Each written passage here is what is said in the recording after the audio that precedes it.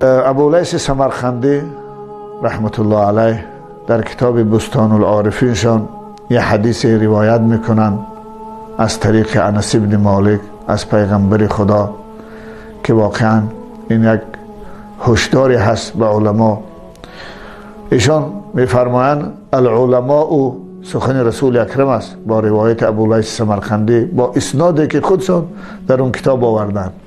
العلماء امناء الرسول ما لم يخالط السلطان ولم يدخلوا في الدنيا. عالم ها اینها امانت نگهدار انبیا هستند مادامی که حاکم پرست و دنیا پرست نگردند. یعنی تا مادامی که حاکم پرست نشوند. حاکم پرست شدن یعنی چی؟ یعنی هر امر و فرمانی که از حاکمان عصر بر او می شود، خواه او حق است و خواه ناحق، اینها قبول بکنن، اطاعت بکنن، اجرا نمایند. این معنای پرستش کردن از حاکم دارد. زیرا رسول اکرم وقتی که حضرت عدی بن حاتمه که در دین مسیحیت بود گفت که شما مسیحی ها راهب های خدا، عالم های خدا همچون ارباب، همچون خداها اونها را قبول کرده اید، اعتراض کردن. گفتن یا رسول الله چگونه ما اونها را ما رب خود نمیدانیم، ما راهب های خود رب خود نمیدانیم؟ رسول اکرم گفتن آیا از امر و نهی اونها اطاعت میکنه؟ گفتن آره. پس این خود معنای خدا گرفتن اونهاست، معنای پرستش کردن از اونهاست. از این خاطر هر کسی که از یک شخص، از یک نفر چشم و گوش بسته اطاعت بکند از هر امر فرمان او معنای دیگه پرستش کردن همون انسان دارد، همون نفر دارد.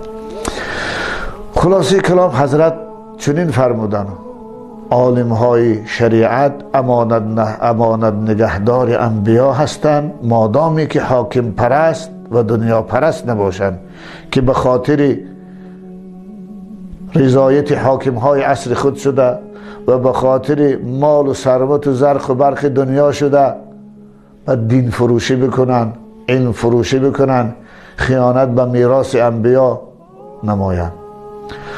در ادامه حدیث میفرمایند و اذا خالط السلطان دخلوا فی الدنیا فقد خانوا الرسل و اذا خالط السلطان دخلوا فی الدنیا فقد خانوا الرسل فاعتزلوهم واحذروهم.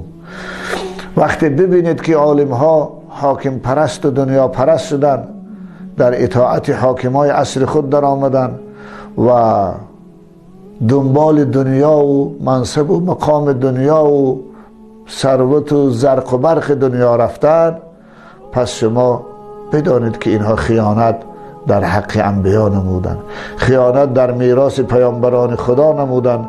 از این خاطر شما از ایشان کنار گیرید، از اطاعت اینها خودتان رو دور بگیرید و از اونها برحذر باشید، از فتنه اونها برحذر باشید. این خیلی هشداری مثلا بزرگ است از جانب پیغمبر خدا در حق علمای امت اسلام.